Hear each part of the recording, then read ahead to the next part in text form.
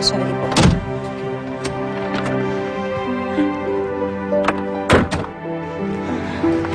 Salamat ulit, Mr. H. Pasensya na sa abala.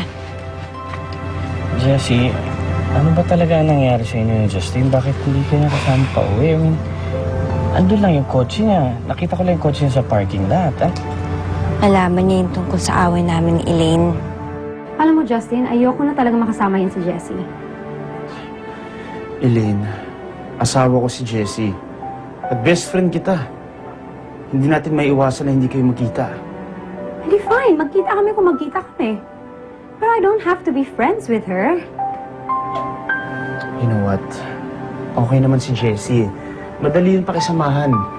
Maybe you guys just need a little more time para makilala ang isa't isa. No. Napaka-selfish ng babae. Alam mo ba sinabi niya sa akin, layuan kita? Kaya nga sumugod siya para nasabihin yun eh. Ano? Si Elaine na naman ang kasama niya? Kasi talaga na ulam to si Justin. Mr. H, huwag mo nang sitahin. Baka sabihin pa niyang sinumbong ko siya. Lalo pang magalit yun sa akin. Okay. Salamat ulit, Mr. H. I'm welcome. Bye. Hirap talaga maging girl. Sinabi niya yun? Oo. Sinabi niya yun, kaya nag-away nga kami. Parang sino ba siya para diktahan ako? At anong karapatan niya para sabihin sa akin na layuan kita?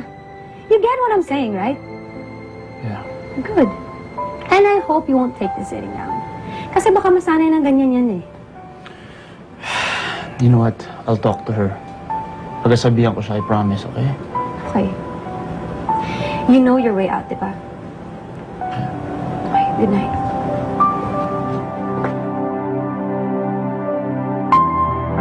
Ano? Sumama sa impacta ngayon? Wala na tayong magagawa eh. Kahit paano mali naman din tayo na pumunta pa tayo sa lugar na yun. Kahit paano naiintindihan ko naman siya kaya siya nagalit sa akin. Sana nga lang, pinakinggan niya ako bago siya sumama kay Elaine.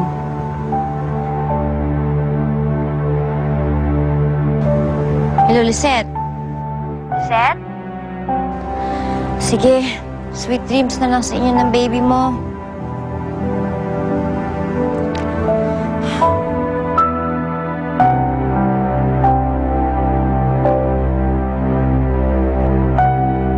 Jessie, huwag mo na uulitin yan, ha? Huwag mo na sasaktan si Elaine. Hindi ko naman siya gusto saktan eh. Siya naman yung nag-umpisa eh. Jessie, tama na. Kilala ko si Elaine, hindi siya ganong klaseng tao.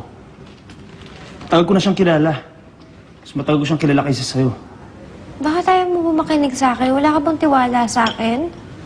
Mas may tiwala ako kay Elaine.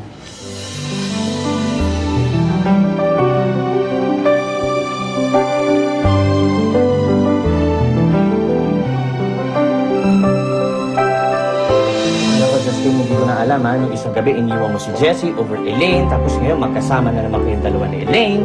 H, hindi si Elaine ang kasama ko. Magsinungaling ka pa? Si Jessie mismo nagsabi sa akin. Alam mong ayaw ni H na magkita kami ni Elaine. Pero sinabi mo pa rin. Mali nga nakipagkita ka kay Elaine eh.